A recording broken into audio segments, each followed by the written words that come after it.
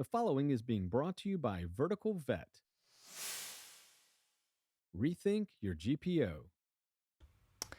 Well, welcome back to another special edition of VerticalVet's Business Academy. I am Dr. Ernie Ward, and for our members, this is exclusive content, but for the rest of the veterinary world, this is something that we're providing as a service to you during these unprecedented times.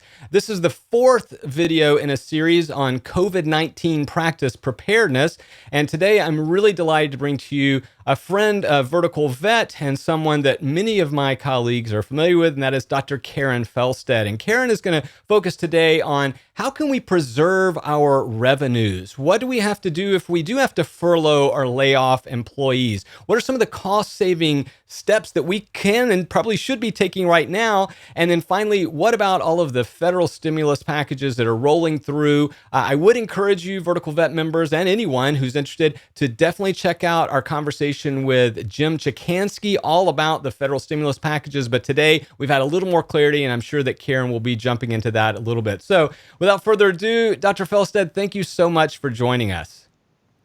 Thank you very much for inviting me. It certainly is unprecedented times. I never thought I'd see this in my lifetime, and hope we don't again. So yeah, what a difference a month has made in the profession that we love and cherish. So Karen, first of all, that's a great stepping off point. I mean, what are you hearing out there? Like, what's the mood? What are the concerns and complaints and worries that you're hearing from our colleagues? You know, I think it's really interesting because I think there's some variation out there. There are certainly practices that have already seen a pretty significant decline in revenue and invoices.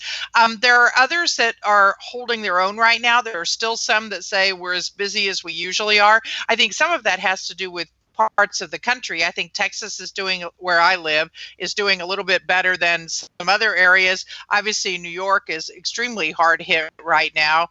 Washington is hard hit. So it's there's no question everybody's impacted to some extent or another, but I think it varies at this point how badly hit practices are. And of course, the real challenge is how long is this going to go on? Because practices that may do fine if this goes for a month or two are going to start to see challenges if this goes for 4 months or 6 months or 8 months or whatever it's going to be. Right. And Karen, that's a really good point. And I think that wherever you are in the country, no matter if you're directly affected right now, maybe you're in the metro New York City area where, of course, you're completely shut down unless you're doing emergency care, or if you're in the middle of Nebraska where you're kind of going, what's the fuss all about? As this thing progresses and the waves of infection spread, I mean, our supply distribution lines are going to be disrupted. You know, obviously the economy as a whole is going to be affected. So I would argue that no veterinary clinic or small business, for that matter, is going to leave this thing unscathed.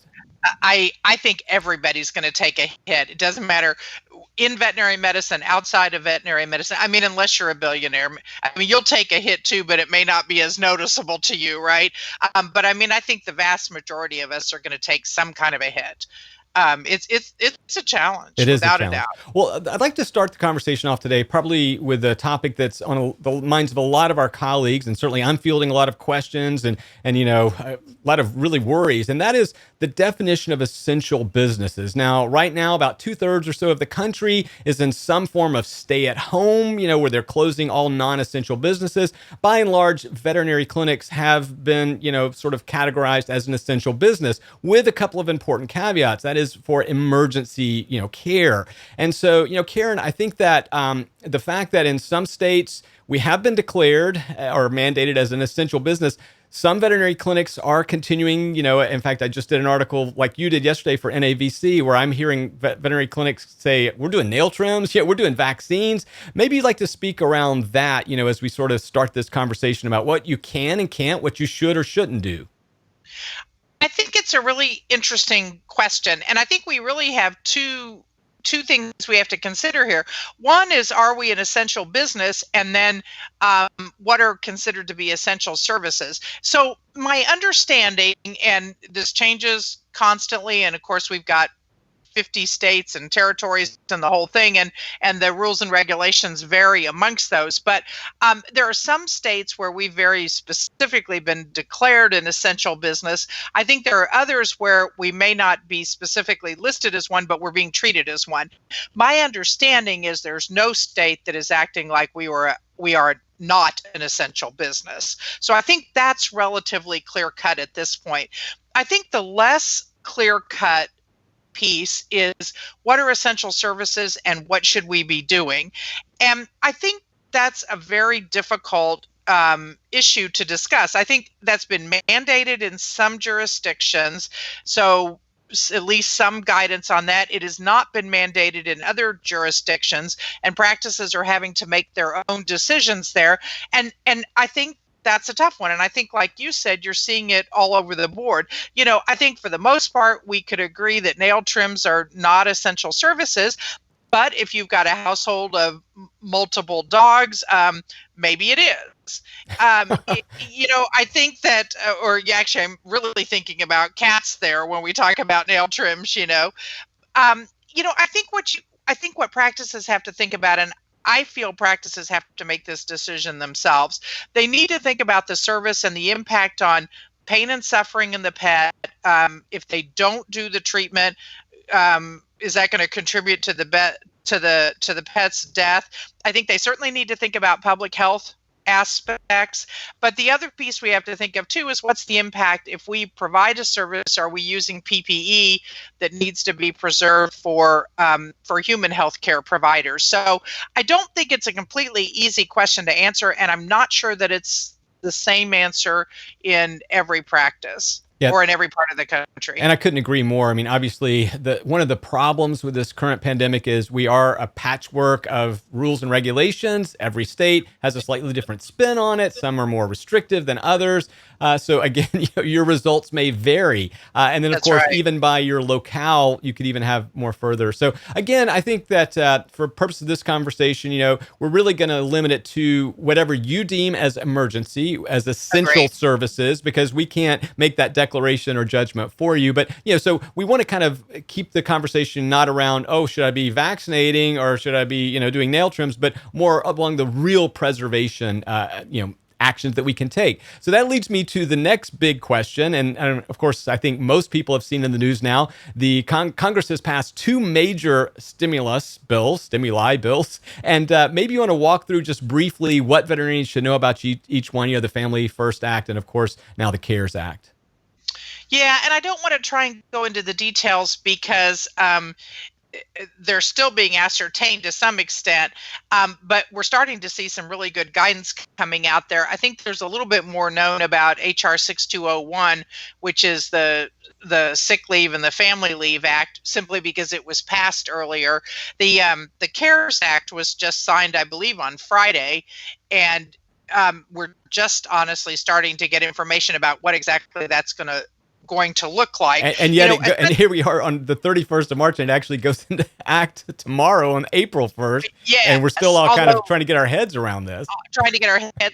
Although, I think that everybody acknowledges that guidance is gonna be rolled out over the next few weeks. The guidance won't be here tomorrow.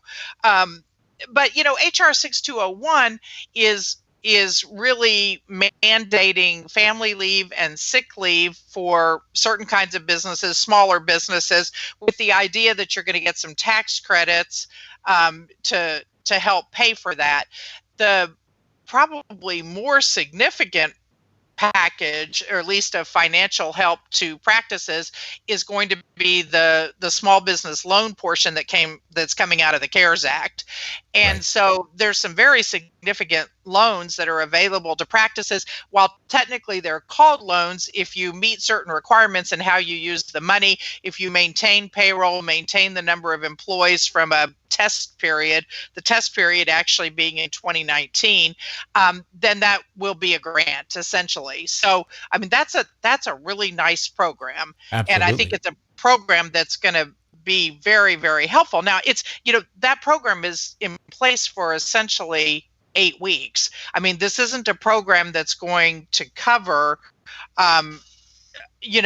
12 months worth of The difficulty of working out of your house. Right. We're veterinarians. We get it. Yeah, we're veterinarians. I've got mine locked out right now.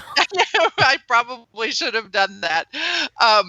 So, I mean, the stimulus program, while it's a tremendous program, if this goes on for a year, that isn't going to solve all problems. But without a doubt, as this guidance comes out, and I've put some resources on my website, plenty of other people have as well, but practices should definitely look into what it's going to take to how to calculate the amount of the loan that you're applying for, how to do it, because that's going to be a huge help to a lot of businesses. Yeah, I couldn't agree more. I think this is the right move at the right time. Again, Vertical Vet members, if you haven't checked out that hour-long conversation with Jim Chikansky on the CARES Act almost exclusively. We did talk about 6201, the Family First Coronavirus Act, but we really did lean into that. And as Jim and I both concluded, it was like we can't make a business scenario where you shouldn't take advantage of the CARES Act. I completely agree. And of course, there's some and the CARES Act is largely administered through the SBA, but there's also some SBA economic disaster type loans that are separate from that, and those can be an option for some practices as well. So absolutely, This is well worth the time to understand. Absolutely. And hopefully it'll be as we were promised by the Treasury Secretary that it would be a 2-page application. We'll wait and see, Karen, but I think they are going to try to simplify the application process, it sounds like. Make it. All right, so let's jump into something. So trying to make it. Oh, I'm sorry. I was going to say, from what I understand, they're trying to make it very simple. So it's essentially a no-fee loan, a simple application process. Congress has already deemed that we're all affected, so you don't have to make a case or show revenue reports about why you need this loan or hopefully what's going to be a grant. I do think they're trying to make it very simple. Now, granted, devil's in the details, right? But right.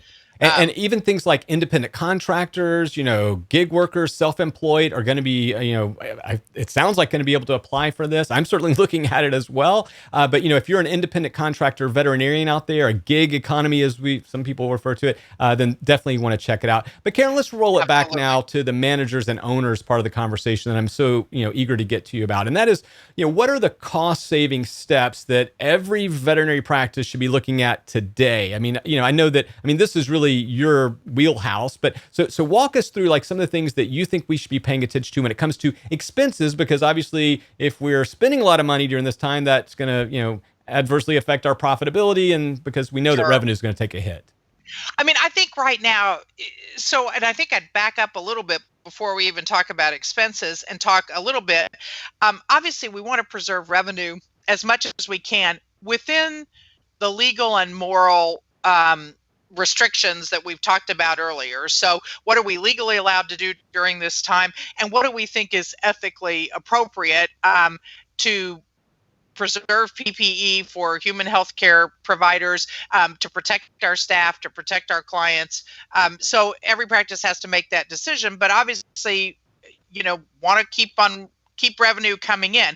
But I think you're right. I think every practice is going to take some kind of a hit on that. If they're not now, at some point they are. And a lot of the challenges here is how long this is going to go on, because, I think there's some level of difficulty now, but if this is 4 months away from now, it could look a whole lot worse. Yeah, and again, our first 2 videos in this series were on that. So if you hadn't had a chance to check out those first 2 videos, they were both on revenue opportunities. We did a special episode on telemedicine and how to sort of incorporate that as far as a revenue stream. So again, those are something I think they're still very worth checking out. Completely worth it. Yes. I think a lot of practices have started to figure out what they want to do, but I think practices are also looking at, okay, how can we do this better? There's no question the change in operations is a bit challenging. It slows things down. People are still getting used to telemedicine. Not everybody was doing telemedicine before. So it isn't like that's a one and done kind of a thing. I think most practices are still trying to improve that. So, right. And there are some practices that haven't made changes yet. Right. And I Really totally. need to. Yeah, because I guess they're going to wait till the asteroid actually hits them in the head. But Karen, one of the things too, I was talking to a vet earlier this week, and he was saying, I don't know if I want to get into all this, telemedicine stuff and all, and I get it, right? Because it's a little bit daunting, overwhelming. I said, definitely check out, some of the articles and videos and so forth. But at the Yes. end of the day, I said, look, wouldn't you rather be down 50%, 60% revenue than out of business? And I think that for some clinics, that might be what they're facing. Yeah. And I think to me right now, I mean, honestly, I, I'm not sure worrying about profitability at this point is really the point. I Right. think if Agreed. you come out breaking even, it's a win right now. And so, if you can pay your standard expenses, keep your staff employed, certainly use the stimulus package resources that are available, but that's a win at this point. As we start to come out of this, yeah, we'll start worrying about profitability again.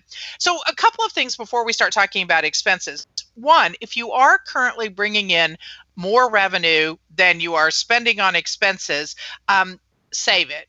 Obviously, this is not the time to be making large capital expenditures. If you have an emergency fund, then add to it. If you don't have one, it would have been great if you'd started it earlier, but start one now. So to the extent you can conserve cash, do. And- If you do not have a line of credit, this is also a time to see if you can get one.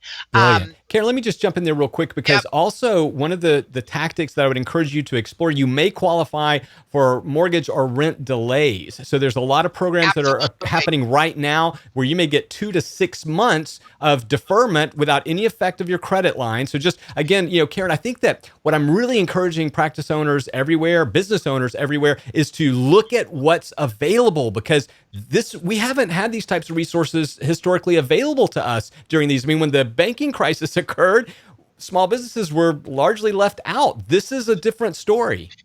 This is a different story. And I think so, as we're moving into the expense side thing there, that's one of the first things to do is talk to anybody to whom you make regular payments. So you've got those fixed payments. So it's the holders of any debt that you have, it's your landlord, and see, okay, what's going to be possible here. Karen, let me ask one. So this is I've had this conversation now a dozen times where I've said, hey, look, explore, can you delay this? And nearly every practice owner that I've spoken with has said something that says, I guess at the core of it, I'm too proud. I've never had to take this stuff. What advice do you give to those people, right, who think this is some kind of handout, or that they don't need it?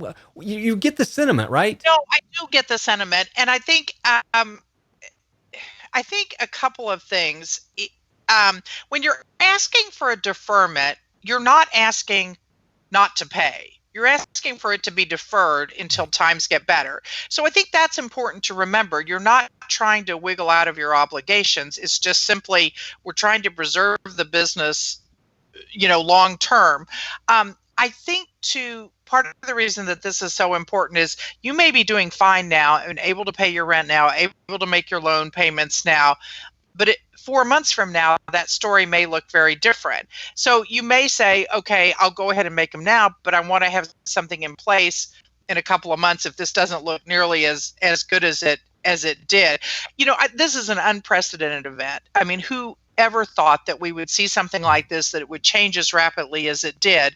So I'm not sure that it helps anybody to go out of business because of pride. Right. And I'm not saying wiggle out of your obligations, pay them, but just do it over time. Yeah, I really appreciate you adding that, because it has been a conversation that I'm having. I'm sure many others around the country are having the same conversation. Veterinarians are fiercely independent. We are proud of our accomplishments. I had this one vet say, I've never missed a payment of anything in my life. And I'm like, me either. But I'll tell you right now, during this time, if somebody's going to allow me to defer my rent payment to preserve capital now, absolutely. Because, again, I think you're going to touch on it, but you mentioned not paying down debt. That's what we're trying to preserve capital, so you don't have to draw down on investments or somehow affect your ability to pay in the future. Okay. Exactly. Right. It's just preserving your ability to survive is the way that I look at it.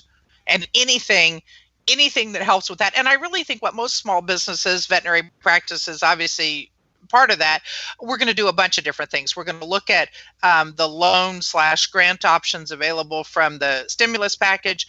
We're going to look at the tax credits that may be available for offering the extended leave.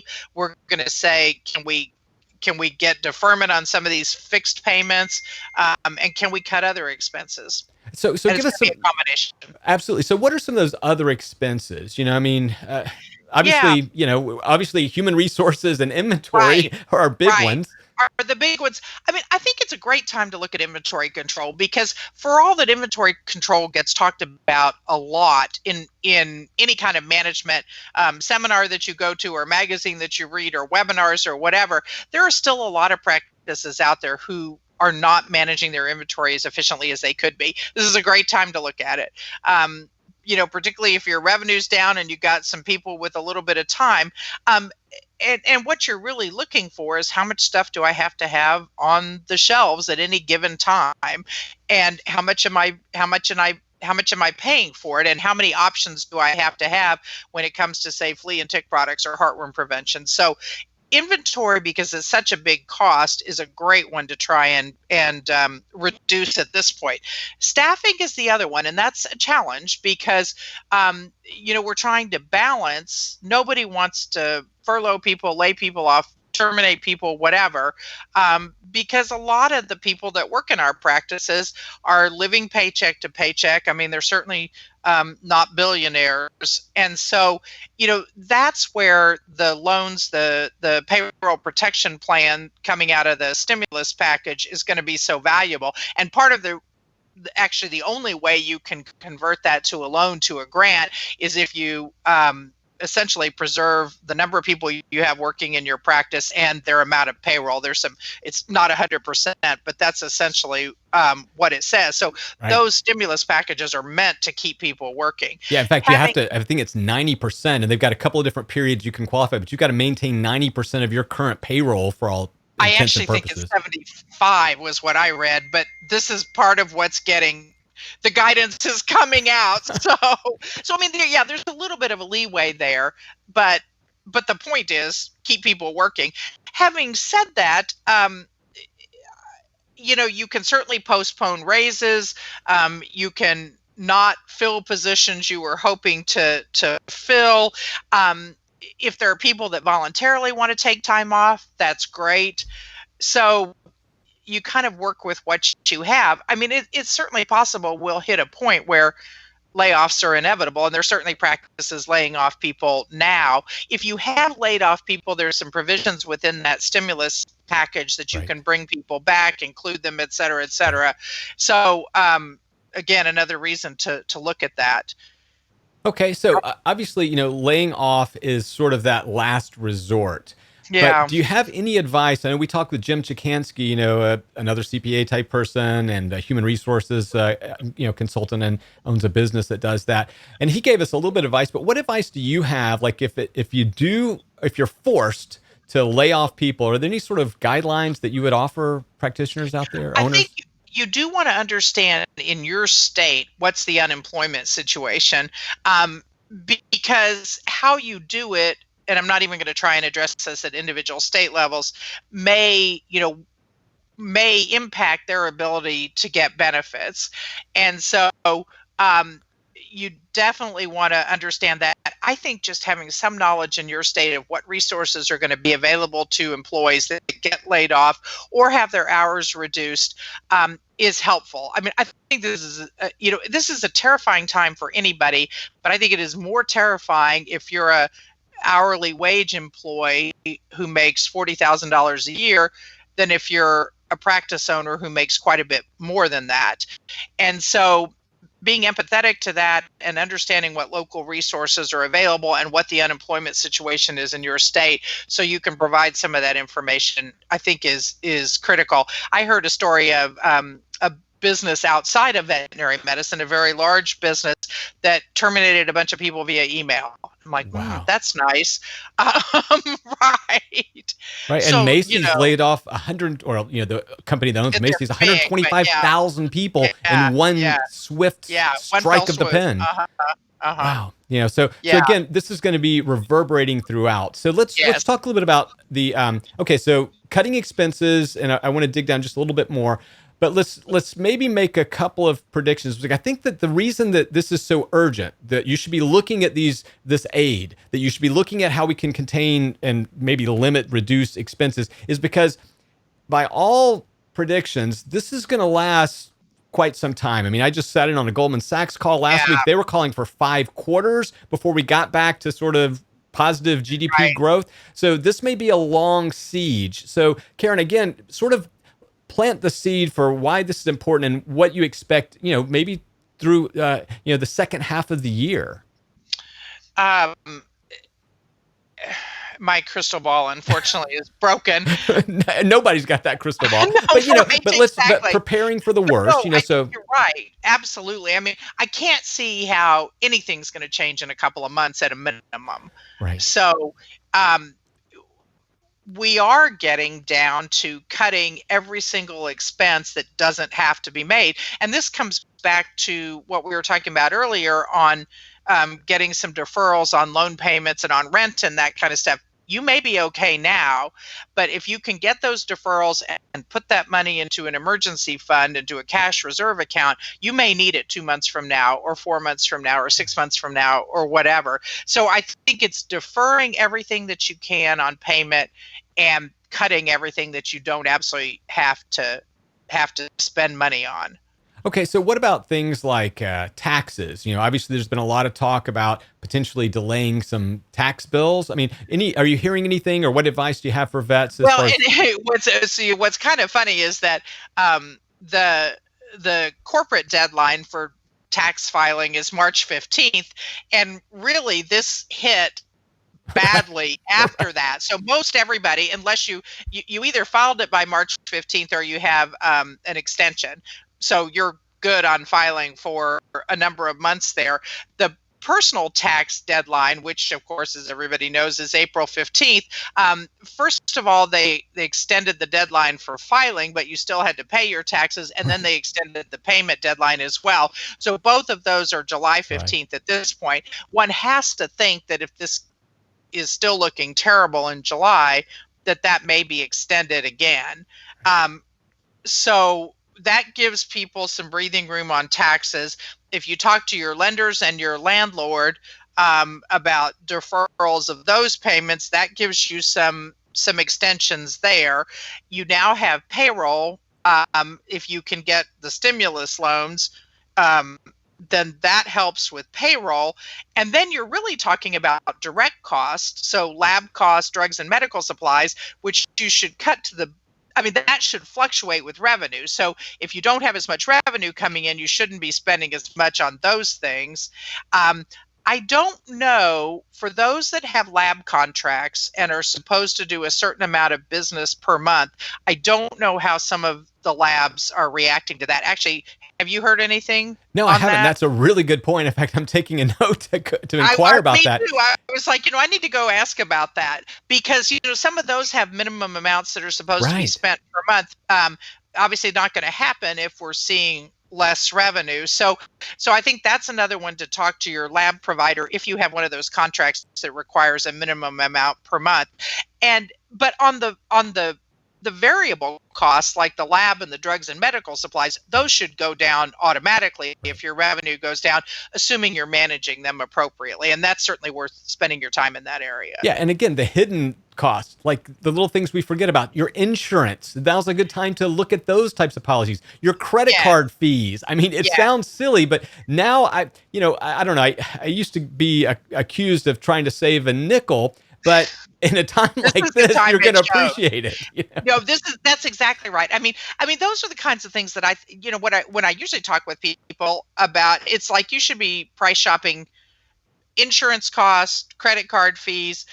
You should, if you've got janitorial contracts, you should be Right. price shopping that stuff once a year. If you haven't done it in years, this is a great time to go ahead and do it. And then also just look at what things can be cut out. I mean, CE is a kind of a no-brainer at this point because we're not traveling for CE. We don't have conference registration fees.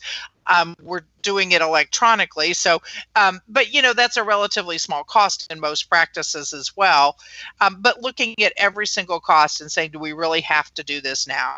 Right. And I am hearing rumors about certain states maybe delaying CE requirements during this Yes, time. And I'm sure you're hearing the yes, same talk as well. yes. I would also like to sort of, if we could, talk about how we communicate this to our staff, because you mentioned something earlier that hey, look, this is an hourly wage earner, and now they're looking at the rich boss. I mean, come on, that's just the reality. And how can we communicate to our staff that look, we're all in this together. I'm doing everything possible to preserve our practice so that you have a job. How can we sort of ease that conversation in? Yeah, and I think that's a really good point because I think leadership is, I mean, it's always essential, right? But it's more essential than ever now. And I think particularly, and if you're a practice owner who's done well, um, I the people we need to be concerned about are those hourly Right. people living paycheck to paycheck, right? And so I think um, clear conversations, very transparent conversations. You're certainly seeing some CEOs of major corporations who are either saying that they're not going to take a salary, and I can't even remember which one it was I read about this morning, that's cut their multi-million-dollar salary down to $10,000 a year or something. And so that's a pretty obvious statement that we're all in this together, and I get the fact that you're struggling too, and I'm going to contribute to our company going forward. So, I think when practice owners do things like that as well, that shows employees. That's also why I think it's so important to understand what the options are in your community and to be able to communicate Right. with employees. We're applying for the loans that are available under the stimulus package. That's going to help preserve payroll, et cetera, et cetera. I think it's easy to talk about everybody's going to take a hit. Some people are better prepared to take a hit than others are. You Yeah. do the best you can. Yeah. And that's really good. Beyond, No, yeah. you've answered that beautifully. And again, my advice is the same as Karen's, and I would argue anybody probably that's owned a business before would say the same thing. The way you treat your staff during crisis is what builds loyalty. So right now, if you've ever wanted to take care of your staff, do it now, because on the other side of this, there's going to be a legacy of heroism, and these people are going to be loyal to you like never before. That's And right. so whatever you can do to preserve that. And look, we know many clinics all across the country are going to be faced with a very, existential decision. Do we lay off most of our staff to stay in business in 6 months from now? Or, do we go out of business? And so we know that Right. there are some hard decisions ahead. Nobody's got the answers, but what I am saying is that you fight to hold on as long as you can. And so, Karen, I know that you feel the same way. I mean, this is the time to try to keep the team as intact as possible. Any other advice on that, building I loyalty? want to, no, I want to come back on one other thing too.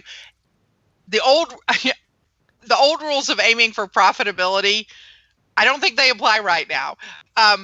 Like I said, if you can break even, it's a win right now. And so if you break even for the year, I think that's a win. So when we're thinking about, okay, what do we need to cut? I think the goalpost has changed. As far as loyalty, specifically to your question, it's treating people right. I think people understand that hard decisions have to be made. What they don't understand is if they're the only ones being Right. expected to feel the pain. So I think everything that the management team, the leadership team can do to talk about what they're doing to try and preserve revenue, preserve jobs, is going to be critical. And of course, that's got to be genuine as well, not Right. just Right. talk, And the other So, thing too is by understanding the state unemployment right now, because yeah, each state is enacting a slightly different plan. Of course, we yes, have federal stimulus packages, but by yes, communicating that to the staff, it also shows that, hey, I'm looking out for your well-being. So I want you to be aware exactly. of these programs because Yes, you may be eligible or whatever. exactly. So I think it's Exactly. really, Well, really and I important. I think too, there's going to be, I read about some United Way program that has money available for people who are, going to lose their homes if they lose their jobs and that kind of stuff. So, I mean, I think there are going to be some community programs that help those who are really seriously in need, who were living paycheck to paycheck, and a reduction in hours matters. Well, So anything that you know about in your community, I think is helpful. it is. And again, whatever you can do to help your community at this time also That's right. is super Yes, that's beneficial. right. So Karen, as we sort of end today's conversation, I know that you kind of wanted to talk about, what happens if there's a depression or recession. I think a lot of people probably maybe haven't been around as long as I have and maybe seen a couple of these dips and turns and so forth. But, what advice should we be sharing with these younger practice owners and managers who haven't experienced anything like this? How can we give them hope and maybe guide them to get through this, to navigate it successfully? Any parting words of wisdom? So it's definitely scary. And of course, what's a little different about, I mean, I personally think we're heading into a recession. I don't see how we can't be. Although, a recession is 2 quarters of negative growth, and we won't know that till the fall. But of course, if you've lost your job, you're in a personal recession right now, right? Even if we're not as a country. But Right. I just personally don't see how we can't be. A lot of the standard advice for recessions is, when you see one coming, you establish a line of credit, you start conserving cash, you pay down debt. This was so fast that a lot of Right. people didn't see it coming and weren't as prepared as it might be hoped that they were, right? So hopefully one thing we learn out of this is to always be prepared, right? Because something can happen. I fundamentally believe we're going to get through this. I think it's going to be, and maybe it is the 5 quarters that you heard on your Goldman Sachs call before we have growth again. I just honestly don't know. I think we're going to get through this. I think we're going to contain the infection. I think we're going to develop a vaccine. Hopefully we won't take pandemics as lightly in the future as we have now. The economy will come back. I hate to be cavalier about saying that, because I think there's going to be some people that are incredibly badly hurt over this. Others, everybody's going to take a hit of some kind. But I guess I look at some of what we're seeing in other countries around the world, and there's some light at the end of the tunnel on not as many new cases. China appears to be opening up a little bit.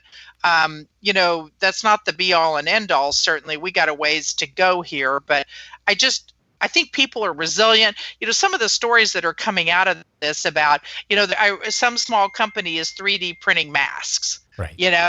and people have invented these little ventilators, that can be made quickly and inexpensively. I mean, I think those kinds of stories are amazing. I think it's that kind of stuff that's going to bring us through. Oh, yeah. I think this is the opportunity for innovation. I mean, these Yeah. types of crises are just an opportunity for change. So, I mean, we love this. In fact, Karen, you probably know the famous story during the SARS outbreak, back in 2002, 2003. That's the birthplace of Alibaba, which is one of the, which is right, because they had to do home delivery in Right, China because of the right. SARS outbreak and the I close down. didn't know So, that, actually. I don't know what this pandemic is going to be, but there will be an Alibaba story, There I believe, will. on the other side of this. Well, and what I think is so interesting about this is, I think the longer that this goes, the more we're going to see permanent changes to our world.